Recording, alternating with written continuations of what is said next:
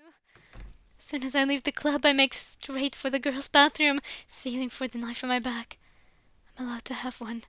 Just to calm down. Then I can go home. Pulling out the blade, walk into the closet stall, locking the door behind me. Just one. Quickly roll up my sleeve.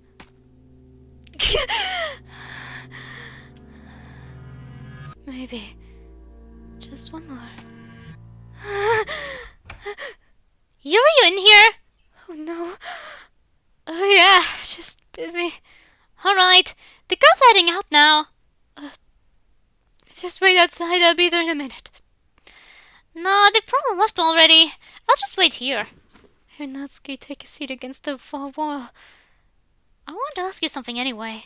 Quickly roll up my sleeve, tightening it to put pressure on the cuts. Oh? Natsuki takes a moment before speaking. All that stuff you said about your dad, all those nice things, did he really do all that for you? I briefly paused at Natsuki's question. Well, it's okay if you don't want to say. I know it's hard to talk about. Pulling out some cloth from my pocket, I begin wiping traces of blood of the knife. No, it's alright. So did he? A drop of blood soaks through my sleeve. Shit! Yuri, you okay? Fine! But, to answer your question, yes, he did. That and more, I really couldn't have asked for a better dad. Natsuki stops talking for a moment, trapped in her own thoughts. Taking advantage of a distraction, I tried to clean up a few drops of blood that had fallen to the floor.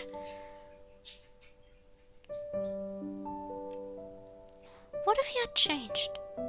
What if he became a different person after a few years? Like, I don't know. What if he became someone who didn't care about you? Someone who didn't take care of you?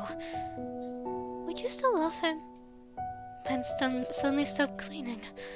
Natsuki, are you sorry? That's not a fair question. Natsuki, you don't need to love your family if they don't show you the same love in return. Really? You deserve someone who cares about you and sees the truly amazing person that you really are. Thanks, you.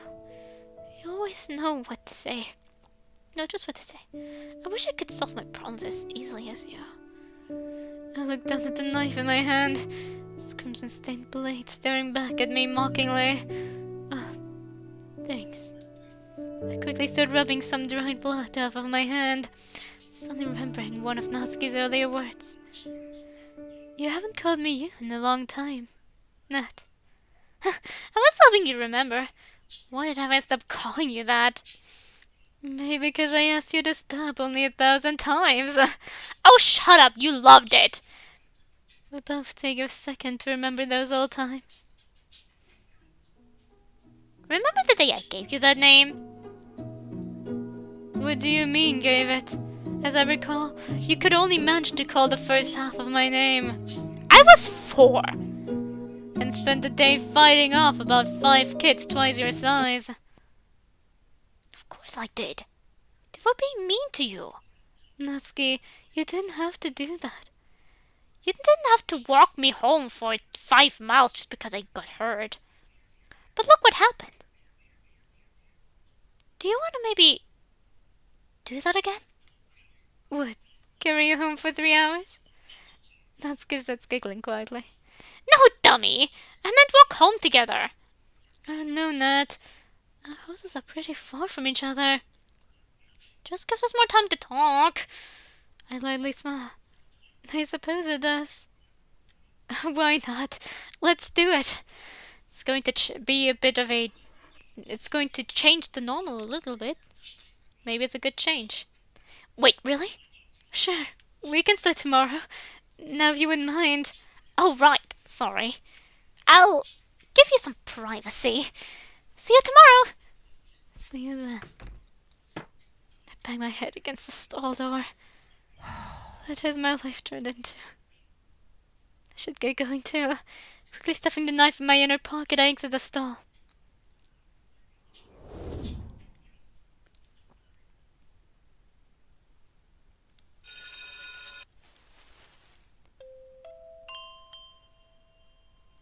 quickly covered the entrance of my hiding place, listening to see if anyone followed me. I slam my eyes shut as I hear footsteps on the other side of the bush.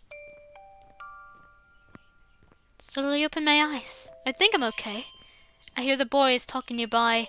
They sound angry. Where the fuck did that bitch run off to? They sound like father. Another boy responds. I recognize his voice. He's the one who always looks sorry when everyone picks on me. Sorry. Give him a break, will ya? Kid's only 6. He's probably scared out of his mind.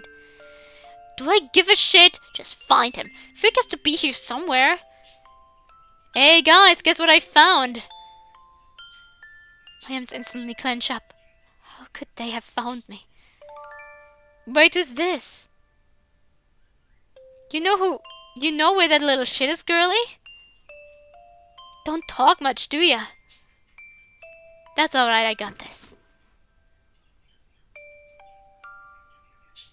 Could be Yuri. Hey, give it back! Look, the freak actually spoke for once. Freak? That's what they always call me. The poor girl. They'd have left her alone if I wasn't so scared. If I hadn't been hiding. Peering through the leaves, I look where she's being bullied. The 3 are surrounding her. She's crying. I can't do this to her anymore. She's hurting because of me. Shakily stepping out of my hiding spot, I turn the corner to face them. Hey, stop it! Only the tall one turns to look at me, while the other 2 are busy with the girl. Run off, weirdo. You got a free pass for today. The girl, she's still crying. I can't leave her. These kids are like my father, just hurting people. I just wanted someone to help me. I'm scared stiff, and on the verge of crying, but I can't leave her. I won't let you hurt her anymore. I look over to the girl. One royal blue eye shakily peering back at me. Can you hear me? You don't have to cry anymore. I'll keep you safe. The 3 boys slowly turn around to face me. I can't do this. Their punches hurt a lot, but not as much as my father's. I slowly stand up, coughing a little bit. I'm bleeding a little, but father makes me bleed so much worse. Compared to him, these boys are nothing. Kid can take a beating. No, usually it just lays there. He's never done this before. I look at the crying girl. What's your name? Is he ignoring us? The royal blue eye once again struggles to meet me, but the girl still manages to mumble something. Ah, no, okay. So it was Sayori. I was at the beginning wondering if it's Sayori or Yuri, but okay. Sayori. I smile as brightly as I can manage. Well, Sayori, I told you don't have to cry anymore. Alright, enough hero talk, kid. Come get your ass beat. I'm trying my best to stay calm. But remember what father taught. Just remember what father taught me. I can win. I get my kick ready as the boys slowly close in.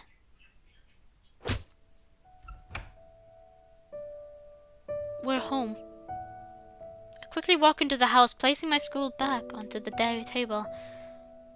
Mom's sitting at the table talking on the phone with someone. I understand, thank you. Mom hangs up the phone, turning to face me. This is my favorite part of the day, getting to talk to Mom.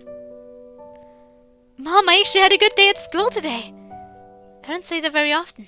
Normally it makes Mom smile, but today she just looks at me, disappointed. Guess who was on the phone, Max? It was my boss. The head nurse? Yes.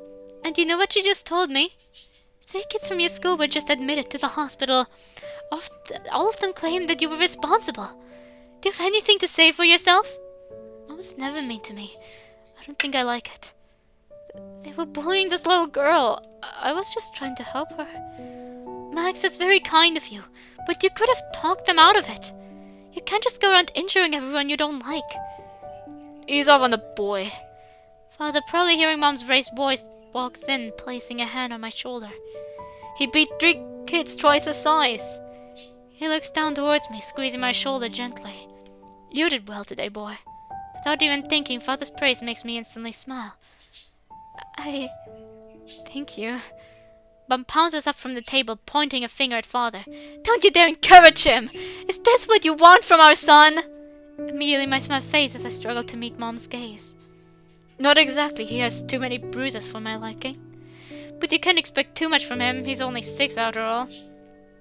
I can't expect too much! All I expect from our son is that he can act politely and stay happy. But you've made that impossible for him! His training is important. No, his happiness is important! But all you're doing is turning him into some sort of psycho. The father just... Don't ever talk back to me again! Father walks towards the stairs, not even looking back to us. Come on, boy. Come on, boy, you still have training to do. My body is frozen.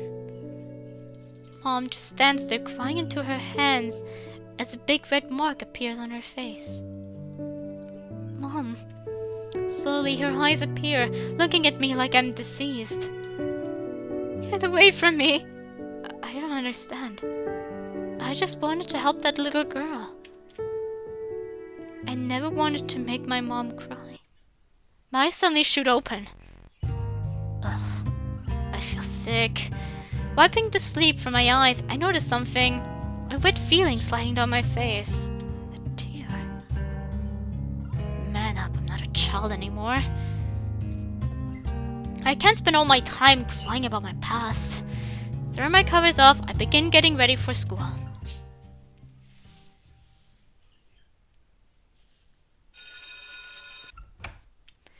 Students fly out of the building, running to their respective clubs. I stand by the door, waiting for the crowd to thin out. I do not intend to wade through hordes of sweaty teenagers. What are you doing? Just let me see! In the far corner, I see a small group of students seem to be talking by the water fountain. Except there's another student. A purple-haired girl by the looks of the... Oh no. Suri's friend. Yuri, I believe. The girl who gets shy when you just look at her. There's no way she'll get out of there on her own. I can't get involved. It's not my business. With the horde of students finally gone, I begin walking out of the school. Give that back! Look! The freak actually spoke for once! Oh, fuck you. I quickly walk over to the small group. One of the girls approaches me, stepping in between me and the rest of the group. And who do we have here? You must be. I grip her shoulder, punching her aside easily and approaching the boy. Get away from me now! Not until you start talking to me, baby girl. I quickly grip his neck, picking his feet off the ground. I suddenly jerk his arm behind his back, gripping him in a pressure lock. The hell are you doing? I speak quietly into his ear, trying to sound as intimidating as possible. She doesn't want to talk to you. Look, dude, this is none of your fucking business. Ah, shit! Fuck! I dare you to say that again. Nick's two friends walk over nervously. We were just... I glare at her, still holding Nick's possibly broken arm in my hands. Just what? Nothing! I throw Nick to the ground, letting his two friends shakily help him away. They may try to get me in trouble for this, but I'm prepared to deal with that. Besides, someone was in trouble. I turn to face Yuri, defensively laying against the fountain, tears streaming down her face. The hell do I say to her? You're from the literature club, right? Here, let me help you. Extend my arm out to help her up. But she just looks on, staring into nothingness. This idiot may have hurt her worse than I thought. Are you alright? She suddenly jumps out of her trance. Yes. She timidly takes my hand as I help her up. Let's get you to the club. The others will be worrying about you.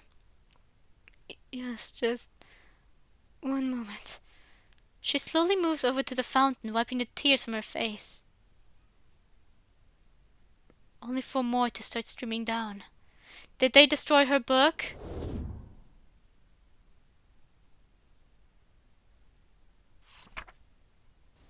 Oh, they threw her book probably into the fountain. I carefully turned another page of Dad's book. I usually get a free session on Wednesday, so I like to spend it in a quiet place like this, just reading. The reading these days has a secondary motive. I've been getting increasingly stressed recently. The talk of my mother, meeting Max, discovering that he wasn't the one. Reading allows me to escape from all that, from everything. But that's not important right now. Just read. That's all I need to do. Who are you talking to? Oh no, it was... Okay, you know what? You can have that voice too. A tall boy stands in front of me, a large smile on his face. I've seen him around before. Nick, I think is his name. Just thinking to myself. You know, they say that's a sign of being crazy. You'd be surprised by how many people I've seen her do it. And especially I sometimes hate walking away, like, to spaces because sometimes I notice how I don't really talk to myself. I've learned how to not talk to myself, but instead I'm like humming to myself, but not like a song. You can really literally like I'm talking just with my mouth closed, like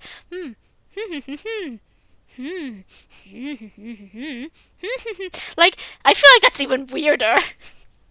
Like talking to yourself is something I've seen plenty of people do. He begins laughing at his own joke. I'm sure they do. So I get up, trying to walk past them. If you'll excuse me. Where are you going, Yuri? Don't be so rude to Nick. He just wants to talk. I try to move past, but they block of any way to escape. The guy pushes me back, has me to crash into the side of the fountain. What book are you reading? I hold the book tightly to my chest, trying to cover it as much as I can. Please, leave me alone. I'm just trying to get to know you. Let me see the book. He suddenly closes in, trying to tear the book out from my hands. What are you doing? Just let me see. He suddenly rips the book from my hands, almost tearing it apart in the process. That's my father's. Give that back. Look, the freak actually spoke for once. Looks like the book is the problem. Really? Well, in that case, what are you doing? He suddenly throws the book over his shoulder, throwing it straight into the saturating water of the fountain. No. So I reach into my inner pocket, feeling the familiar handle of my pocket blade. Get away from me now! Not until you start talking to me, baby girl.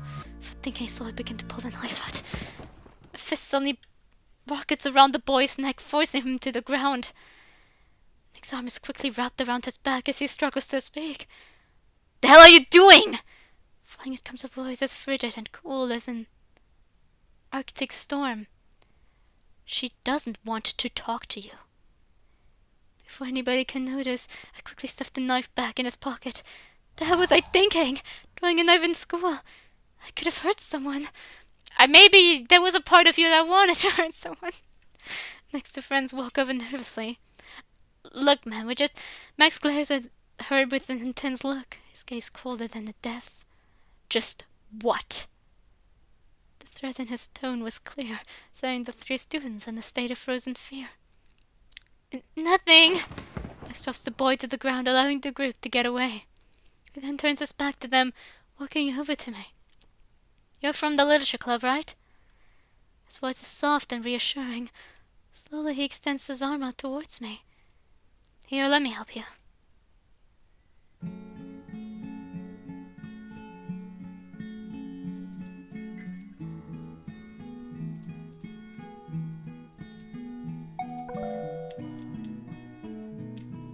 My heart begins thumping against my chest, threatening to explode. My eyes suddenly lock onto Max like a lifeline, unwilling to break away. What is this? Did I just find him? The one. Are you alright? I'm suddenly snapped out of whatever spell that had taken a hold of me. Yes. Shakily, my hand reaches out to grasp his. We briefly touch for him to lift me up, but the contact sends an electric feeling up my arm. Let's get you to the club. The others will be worrying about you. Yes, the club. Not yet. There's something else. Just one moment. I carefully peer down into the fountain, confirming my fears. Dad's book. I feel a catch in my throat as I try to fight back the oncoming flood of tears. Slowly stretching my arm into the cold water, I pull out his old book, now completely drenched. Open it up, sifting through the ruined pages as they slowly tear and fall apart before my eyes. Tears slowly roll down my face, sending ripples throughout the pool of water as they drop. I gently hold the book to my chest, barely uttering a few words in a low whimper. Dad, I'm sorry. Please don't hate me. Please. A strong hand grabs hold of my shoulder. I tense up, inhaling in shock. I'm sorry. His touch sends a shiver down my spine, but his calm voice is somewhat reassuring. Are you gonna be alright? I don't think so, but I don't want Max to see me like this, especially after what he's just done for me. Yes, I should be fine. He nods slowly. Let's go then. He walks off, heading in the direction of the club room. I follow, a few paces behind. Max hasn't spoken a word since we left. It makes me feel anxious. I've been trying to think of something to say, but I risk breaking down in front of him. I mean, Max seems like a nice guy, but I hardly know him. I don't want to say or do something that I'll regret. Still, I can't shake this feeling, like I know him. Is this called an acoustic guitar? It's definitely my confession or like my feelings. They have like these, they have like the same rhythm and melody, but two songs, they just use different instruments. But I'm assuming it's probably referring actually my feelings is also kind of like Yuri's song. And my feelings has, like, it also plays like twice with her. And my confession is like more of a, whatever. It's one of these two songs covered with some type of, how do you call it in English? Something guitar-like. Maybe acoustic guitar. I don't know if that's the right instrument. I can't recall exactly what an acoustic guitar sounds like, but it just feels right to say right now. I'm probably embarrassing myself right now. Like, I've seen him somewhere before. A long time ago. But it's barely nothing. If I talk about it, he'll probably just find it weird. So as much as I want to talk to him, it might be better if it's Yuri, right? That's correct. He stops walking for a moment, staring out the window with a thoughtful look on his face. I'd love to know what's going through his head right now. He's probably also wondering if he's known you somewhere before. I try to ask him, but my throat dries up. My anxiety forcing me to stay quiet. Well, Yuri, haven't we met before? So I feel something as well. I thought so too. Perhaps we've just seen each other around the school? Yeah, that's probably it. The tone of his voice indicates that he doesn't think so. He begins walking again as I run up to walk at his side. My palms being this close to him. It feels weird. I've always been anxious around unfamiliar people, but this is different.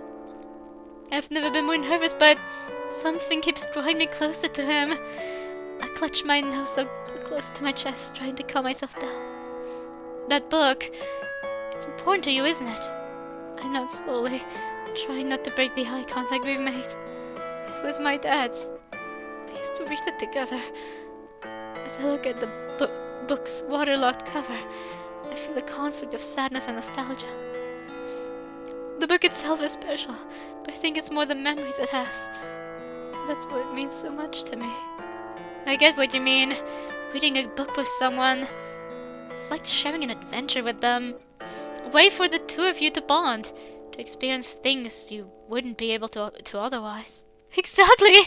Finally, someone understands. The others seem to think that reading together with someone is just weird. Oh no. He's staring at me with an expression I can't really read. Sorry. What for? Talking for too much. I know it can get really annoying when I do that. A small half smile appears on his face. Anyway, the only thing I found annoying was that you stopped just as it was getting interesting.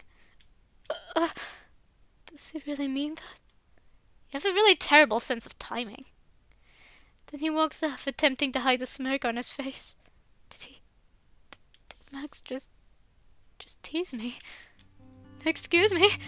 I quickly ran a few steps to catch up with him. You're the one who saved me only after those bullies destroyed my book! Oh? So you wanted me to wait a little bit longer? Let you handle it? Well, no.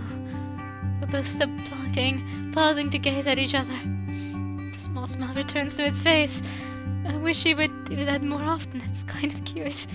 Before I can stop myself, I begin fiddling with my hair, gazing into his eyes. You know, I never did thank you for that. Slowly start leaning in. Don't mention it. This is the door to your clubroom, right? Yes, that's the one. What am I doing? It wasn't like me. It was like someone else took over. It felt good. I mean, I was able to talk to Max. Coming? Yes, sorry.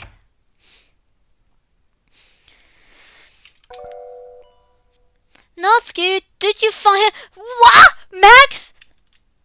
Yuri, there you are. We were getting worried. Sayori's eyes shoot open as she sees the book in my hands. Yuri, what happened? As I follow her gaze down, the memories begin flooding back into my mind. The final memory of my father, a broken mess in my grasp. My heart begins pounding against my chest in a broken rhythm as I fall to my knees. The only thing he trusted me to keep safe. I should have done something. Why couldn't I do anything? Why couldn't I act? Why? A gentle squeeze of my shoulder brings me back to the present. Max kneeling in front of me, speaking in a soft, reassuring voice. Yuri, are you alright? Almost moving of its own accord, my heart turns to face him. Just look at me. You're going to be okay. As my eyes once again lock with his, the dark thoughts begin to slip from my mind. I should be sad. I should be upset. But I can't help the phenomenal feeling I get when he looks at me. All I want to do right now is run into his arms, but I resist the urge. It's far too soon. Besides, there's no way Max could feel that way about me, especially after how weak I was today. I should have done something. I won't be weak anymore. It's only now that I know that Monica had been saying something. Yuri? Yes! Yes, I'm fine. Are you sure? Here, let me help you up. Slowly, Monica extends her arm out towards me. No, I'm alright. Putting on as brave a face as I can, I begin to stand up, turning to lock eyes with Max. See? I'm alright. Monica's shocked face freezes to mirror her still outstretched arm. Quickly she regains her composure. Right. So you are. Max's expression is unreadable once again. I begin to say something to him before the clubroom door flies open. Oh, he's blushing! She's in here! Max brought her in! Natsuki has an extremely anxious look on her face. Quickly she runs over, dropping her back to the ground. God, Yuri, where were you? I checked your classroom and the library. Natsuki, I'm fine. Please. No, Yuri, it's not fine. You're never late to the club, but you're worried sick. Max just left. With Monica. What did she tell him? Yuri, listen to me. Are you okay? Shut up for a moment. Wait, Natsuki walks off without another word. Slowly pulling my legs towards me, I curl up into a ball, making myself as small as possible while trying to force back tears. I didn't mean it. I didn't mean it! The gentle hand starts slowly rubbing my back. She knows. Sayori? She knows you didn't mean it. I really don't think so. Did she yell at you? Well, no. Did she look mad at you? No. Just shocked mostly. And sad. Just go talk to her then. But Sayori... No buts! Just buts, okay. Unless it's a big... okay, never mind. No buts. Unless it's a big, beautiful one. It's childish, yes. But Sayori never fails to make me smile. Unless it's about you. Then you get very uncomfortable. Hey, I got an idea! Why don't you girls stay at my place tonight? Like a sleepover? Yeah, we can have dinner, watch a movie or two, actually have fun together instead of just talking about books all the time. I think that's a good idea. We spend far too much time in the club. We should spend more time as friends. Sayori's ever-glowing smile spreads across her face as she nods along. Exactly! I'll get Monica, you get Natsuki! Sayori begins to rush out the room before I can stop her. Wait, Sayori! Will Max be there? Max? Sayori suddenly gasps as if uncovering a great secret. Yuri, you're like... It's not like that! He did me a great favor today. I'd like the chance to properly thank him. I bet you would! Sayori! I'm just teasing. Max lives next to me, so he might be able to come. I'll ask him. Sayori once again begins to rush out of the room. Now where's Monica? Sayori? What? Thank you. You're welcome, Yuri. Now go, before Natsuki leaves! Right, you are. I carefully pick myself up, grabbing Natsuki's bag as I make my way out. I'm sure you two can still walk home together.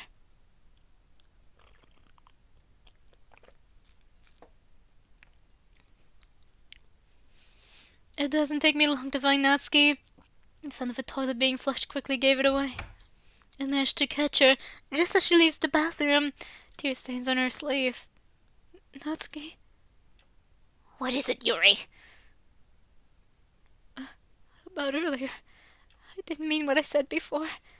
I know it's no excuse, but I was going through a lot, and I was very upset. I'm sorry I made you cry. Natsuki suddenly sniffs, clearing her nose. Jeez, Yuri, can you not worry so much? I wasn't crying. It suddenly hits me that Natsuki's probably insecure about that. A lot of people don't like to cry in front of others, myself included. I like to cry in front of others. The question is if they allow me or if they're gonna be annoyed about it.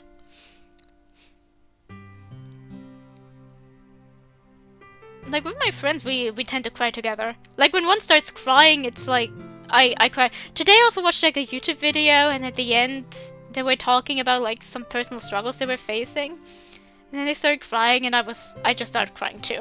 Like, I'm pretty easy to cry, too. I can cry over even very stupid things. So I will also, like, I don't mind crying with my friends.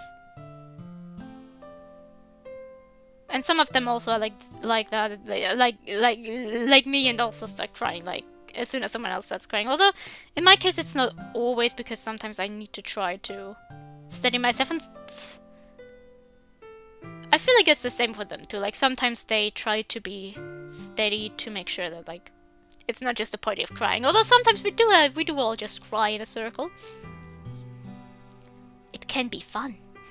Well, it sounds stupid, but honestly, I would consider it an enjoyable moment. Not exactly fun, but those are moments I cherish and that mean a lot to me.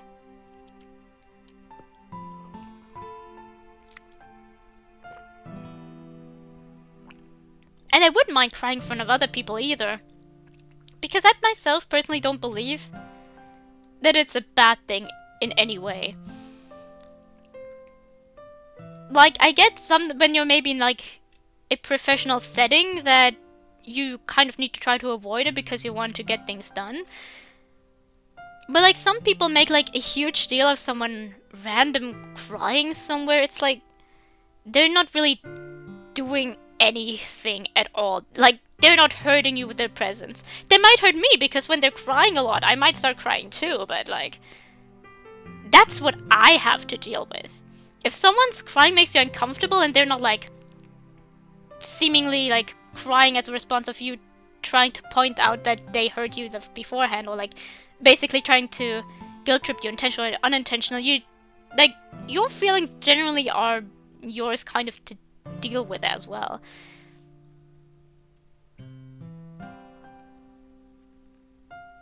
And someone crying in the corner will not hurt you in any way. And if I start crying, then that's what I have to deal with. And if I'm crying with my friends, and I like to cry with my friends, and they agreed to cry together, then we all agreed that this is something we're all going to deal with. It's just like there is nothing exactly I see that should be a problem with crying a lot. I get that maybe I cry about, like, sometimes I do cry about, like, very stupid things. About things that's, like, they haven't happened, but I think about them happening and then I cry. I can get that some people might get annoyed with that, but it won't stop just because you tell me to stop crying. It just won't. I won't speak to you and be like, cheer me up. I just cry by myself for a moment because I know it's a stupid thought and I'll get over it myself.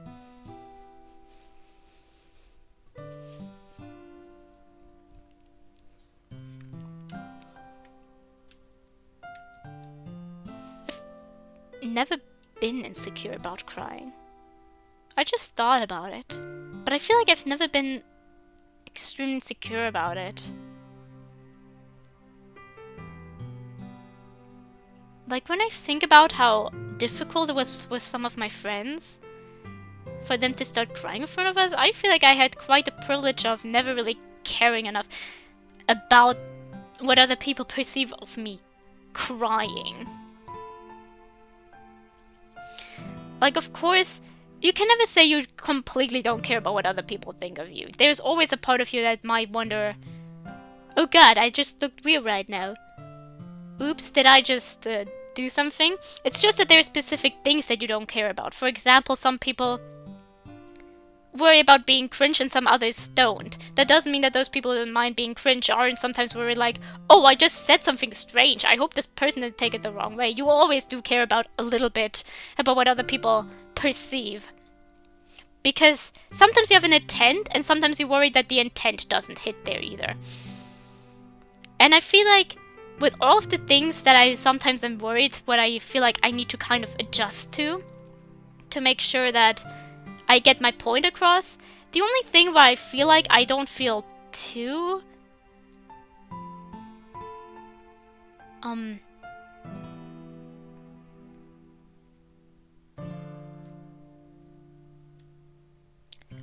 what I want to say, the one thing that I really don't care about is like crying. I'll walk through the streets crying to my music. You cannot stop me. The only time where I really like try to stop crying is with my friends and in a like a professional setting. That does not mean when I'm like sitting by my own that I won't cry, but like when we're like having professional discussions or I need to help someone or like I need to make an appointment or something, because then it would be kind of strange, because I kind of need to put myself. It's like, once again, this is what I feel like it's with my feelings and my own responsibility. When I currently am crying, I kind of need to. I can't just put that on someone unless I know they're okay with it. The thing with crying in public is I'm not actually bothering anyone with it. I'm not actively approaching anyone whom I don't know what they think about it, and I'm being like, ah. So I feel like that's how I feel about like the crying aspect, because there's nothing wrong with it. There might be some situations where you just have to be like, okay, I'll just cry out now and then do that, because it would mix up again, because when I'm like making an appointment, I'm basically, if I were to cry there, I would kind of be putting that onto someone. Whereas when I'm with my friends, it's like I'm also kind of putting it onto someone, but I know they're fine with it and that they might be glad that I am that open with them. And when I'm crying in public, I'm not putting it onto anyone because I'm not doing anything to anyone. I'm just walking past you, and if you can't accept that someone walks past you with a facial expression or just someone existing doing something you don't like, unless of course it's something harmful, I don't really see why it would be bothersome.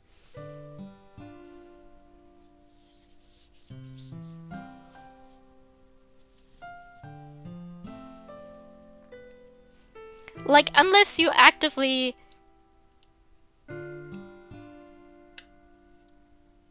being like harassing some people down the streets, I don't feel like there should be any concern with crying in public. Unless you're also crying in public with your friends, because then there's also with another person, but like even then, that's nobody else's business outside of it.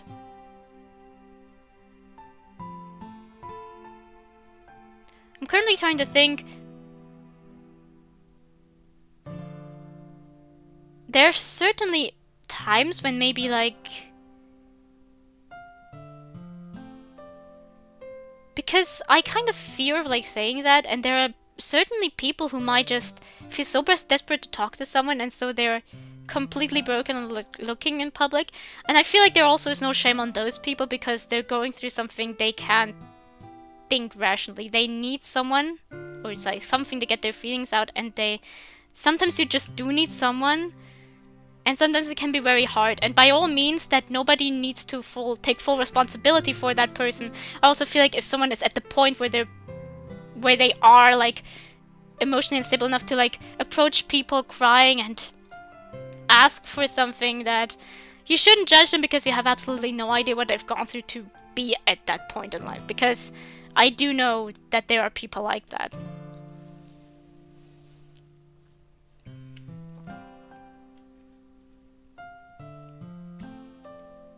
Oh, sorry.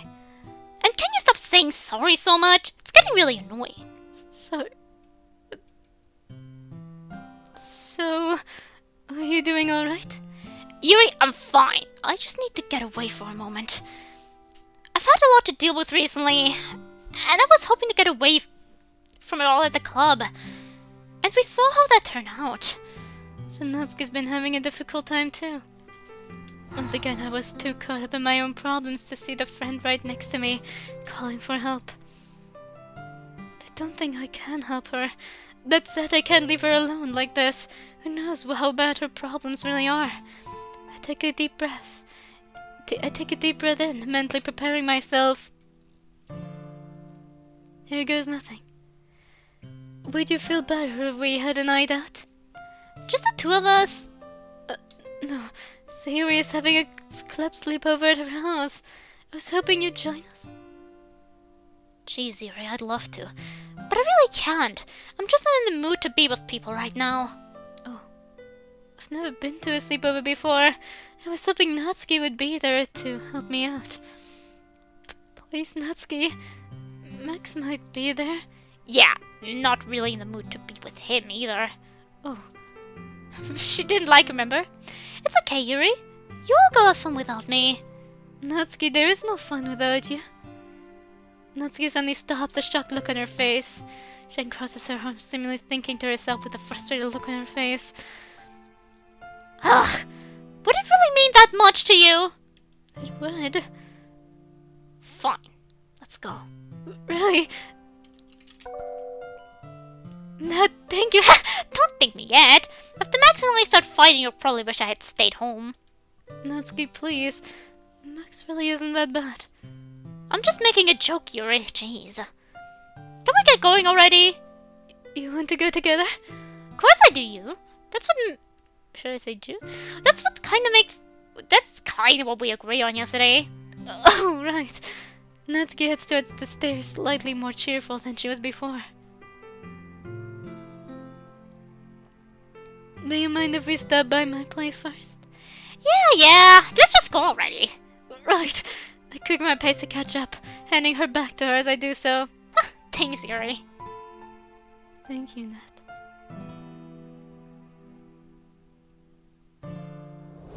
Let's see what Monica and he are discussing. Him. Earlier. She hasn't spoken a word since we left. She was just walking behind me, staring down at the floor. But there's this odd feeling I didn't quite recognize it before. I know this girl. There's just something deeply familiar about her. Oh, I'll give it up. I'll take her to the club and go. I'll never have to see her again. This feeling will go away. It's not important. Screw it, I need to say something. Probably not a good idea to let her dwell on her thoughts anyway after what happened. It's Yuri, right? Her head shoots up, her startled eyes quickly raising to meet mine. That's correct. I slowed down my pace, stopping to look out the window. I've never been the best with talking, and this question will probably sound a bit odd to her. I want to ask it right. Well, Yuri, haven't we met before? Her cheeks suddenly grow red as she struggles to hide her face. She takes a moment to herself before quietly muttering a few words. I thought so too. That pretty much confirms it. We've definitely met before, but when? Struggling to fill the silence, Yuri unknowingly attempts to answer my question. Perhaps we've just seen each other around the school? No, that's not it. I feel like this girl was a part of my childhood, like I've known her for years. You don't get that just by seeing someone around. I'm getting too caught up in this. It's not important. Yeah, that's probably it. I quickly pick up the pace again, trying to move on from the conversation. Yuri just quietly follows along. This time, however, she's no longer staring down at the floor. She's looking up at me, following a lot closer behind than she was before. She almost seems to be studying me in a way. For anything I can use to divert her attention, I notice the book she seems to be guarding in her arms. That book, it's important to you, isn't it? She nods slowly, maintaining her eye contact for a moment before carefully lowering her gaze to look at the novel. It was my dad's. We used to read it together. The book itself is special. I think it's more the memories it casts. That's why it means so much to me. The feeling she describes bring back memories of my father reading to me. He despised fiction, deciding that a 6-year-old wanted to hear more about the musculoskeletal system as opposed to an adventure of dragons and great heroes. But later my mom would sneak in, novel in hand. She would stay until I fell asleep, my head filled with tales of other lands and great adventures. It was one of the few reasons I never ran away. Mom can't tell stories to a son she doesn't have. That's sweet. I get what you mean, reading a book with someone. It's like sharing an adventure with them. A way for the two of you to bond, to experience things you wouldn't be able to otherwise. Exactly! Finally someone understands. The others just seem to think that reading together with someone is just weird. Yuri's passionate talking startles me for a moment. The way she speaks, the smile that lights up her face, even her previous stuttering is completely gone. Maybe there's more to this girl than I thought. Suddenly she stops, an anxious look on her face. Sorry. What for? Talking for too much. I know it can get really annoying when I do that. Try as I might, I struggle to stop a small smile appearing on my face. She must be doing this intentionally. No one can accidentally be this cute. Yuri, the only thing I found annoying was that you stopped just as it was getting interesting. Yuri's face returns to a state of shock, like this is the opposite of what she was expecting. Do people really attack her just for talking like this? Without thinking, I tried to crack a joke and diffuse the tension. You have a really terrible sense of timing. Her shocked face stays frozen. Great. Way to make a mess of that. I quickly walk off, forcing the stupid smile off my face. I should stick to fighting. Seems that's all I can fucking do, right? Excuse me? Yuri quickly jogs a few steps to meet me. She's smiling. You're the one who saved me only after those bullies destroyed my book? Oh, so you wanted me to wait a little bit longer. Can you handle it? This actually causes her to chuckle slightly. No. She stops talking, slowly toying with her hair. You know, I never did thank you for that. Don't mention it. Please don't. It's not something I'm proud of. Yeah, probably because of what happened with, the mother. Quickly trying to change the subject, I look down the corridor. This is the door to your clubroom, right? Yes, that's the one. I make my way to the door, but Yuri stays put, lost in her own thoughts. Coming? Yes, sorry.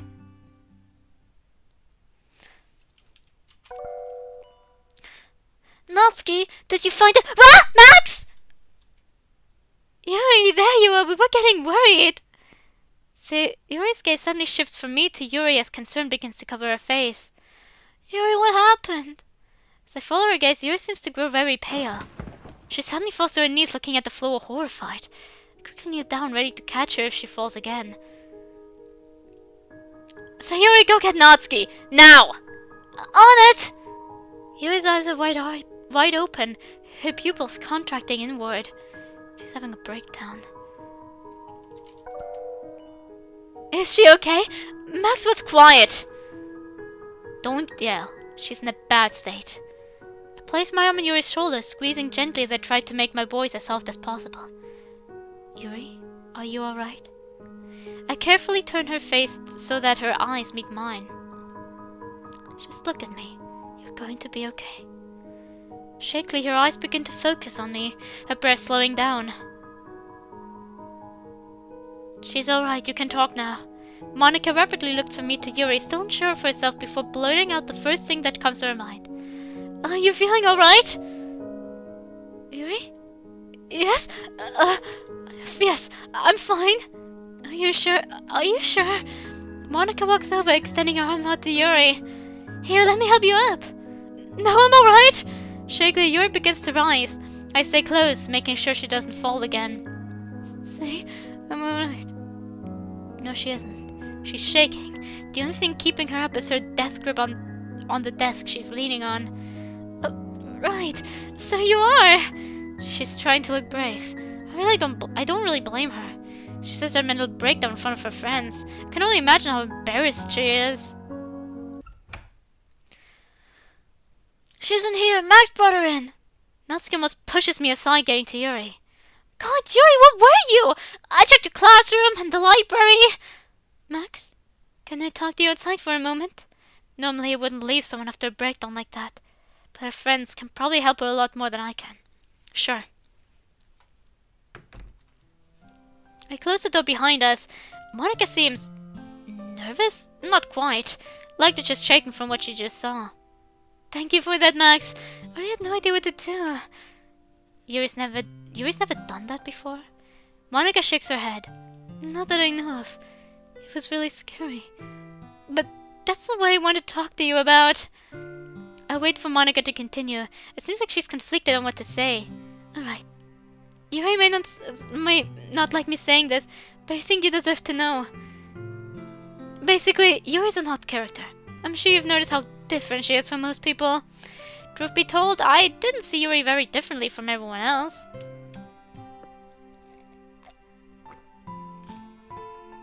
But as I begin to learn more about her, yes, she's different. What's your point? Well, Yuri's had a lot of trouble fitting in here. Even in the club, she tends to feel a bit isolated. None of us really know how to help her or talk to her in a way that makes her feel comfortable. And for you to drop in one day and instantly hit it off with her... You want me to join the club so she can have a friend there? Monica chuckles lightly. Well, I wouldn't say no, but I know that's not really your thing. If you could just talk to her every once in a while, make sure she's doing okay. It would mean the world to her, plus I'd be very grateful. Monica, I know you're just looking out for your friend, but I only met her yesterday. We barely know each other. Do you not like her? I didn't say that. He is a bit of a somebody. I suppose I can check up on her every now and then, but I won't promise anything. That's all I can ask, Max. Thank you. It's alright. See you later, Monica. Quickly turning away, I begin heading home. One more thing! What is it? Monica stands there cheerily, completely ignoring my cold tone. I'm having a party at Sayori's house in 2 days. I know Yuri wants to go, but I think she's a little anxious about all the people there. Do you think you could come? I know it'd make her feel better. Like I said, Monica, I won't promise anything. We'll see. Goodbye. Bye, Max! Thanks again! I raised my fist in acknowledgement, losing myself in thought as I head for the stairs. Once I'm out of Monica's vision, I stop and stand at the end of the steps, thinking, what the hell happened today? I promised to not be like my father, to not solve all my problems by fighting people. It was the whole reason I moved here. It's why I've spent years avoiding fights and isolating myself. Then this girl comes along. Without even trying, she gets me to abandon all of that. Then she goes and slips past every guard I've put up to keep people away. My cold attitude, my serious nature, that all just melted away in the face of her. She got me to talk, to smile. For God's sake, even made a joke because she felt bad. And the worst part is, I want to see her again. I don't like one girl having this much control over me, whether she's aware of it or not. I can't risk talking to her again. I need to leave. Ugh! Feel a hot rush of blood burst through my veins. Damn it, not now! Not here! I ball my hand into a fist tightly, almost jamming my nails into my skin. Ugh.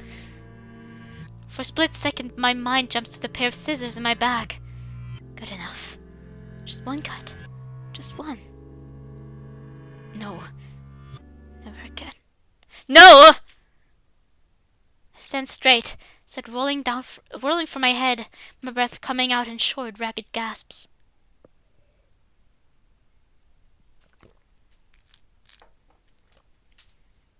The urges are getting stronger. Not good. I look down to the palm of my hand. Jesus, clenching my fist was not a good idea. A few bloody cuts contrast clearly against the skin, etched in savagely by my own nails.